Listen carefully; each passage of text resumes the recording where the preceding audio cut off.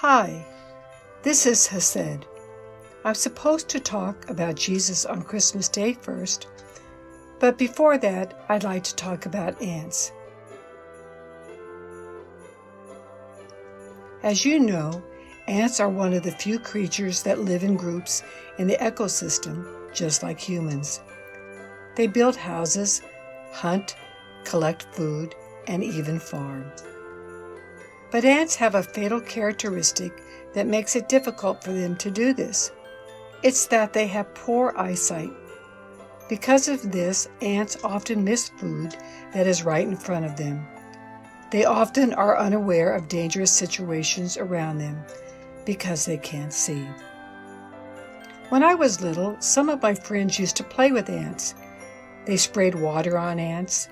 Sometimes they just pressed them with their hands. But sometimes some friends would let ants turn to the other way and save them on purpose without killing them when there was water or an obstacle in front of them. Like these ants, we humans are like God in the world of ants. We can go into their world and give them a disaster or a miracle.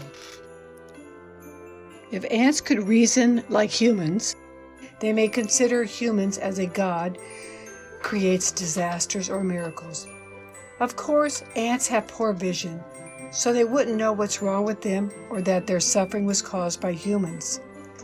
And whatever way humans keep them alive or help them, they may think of it as a natural phenomenon. But among them, as we believe in Jesus that we haven't actually seen, there might be ants that think that some good moments that suddenly come to them might not be coincidence. If there are ants like that, wouldn't they thank someone who helped them? Christmas is the day we remember and celebrate the birth of the person who came to our lives and gave us miracles. His name is Jesus. As we saw in the ant story earlier, when we happen to see ants, we have the power to save them.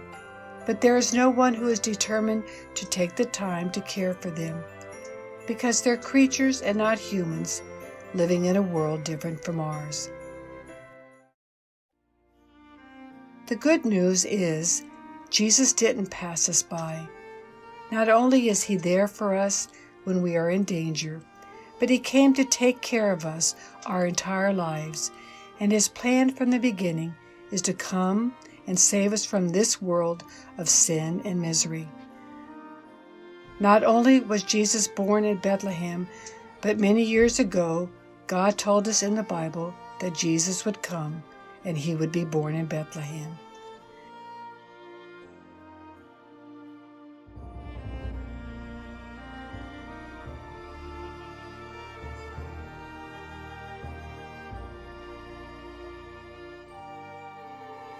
If you look at the background of Jesus' birth, He was born under the Roman emperor who decreed that everyone must register in the town they were born in and a census taken to check their taxes.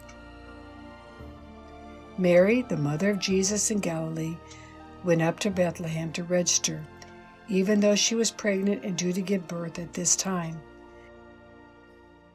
Therefore, many people were in Bethlehem to register, and the only place available to Mary and Joseph was a stable full of animals.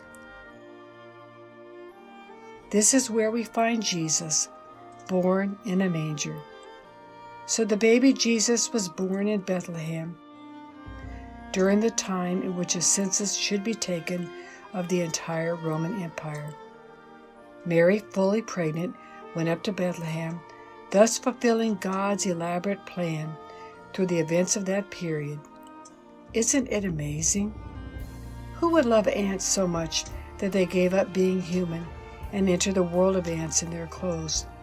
We should even also be grateful that God watches us from heaven and helps us even in times when we suffer. But why on earth did the King of Kings, the Almighty, come to earth and bear the cross for us who gave no thought of Him? In our day-to-day lives, some days are really special. In order to remember, we take this most precious moments in from our hearts with thanks to God. We write them down to always be remembered. Just as we keep precious treasures in a fine silk cloth, sometimes when we open it up again, everything precious in that moment would be contained in it. I hope today is such a day. I hope that Jesus' coming to this land is a very happy moment for you. So this day of Jesus' amazing love will be kept in your hearts so that you can open it whenever you want to remember this precious moment again.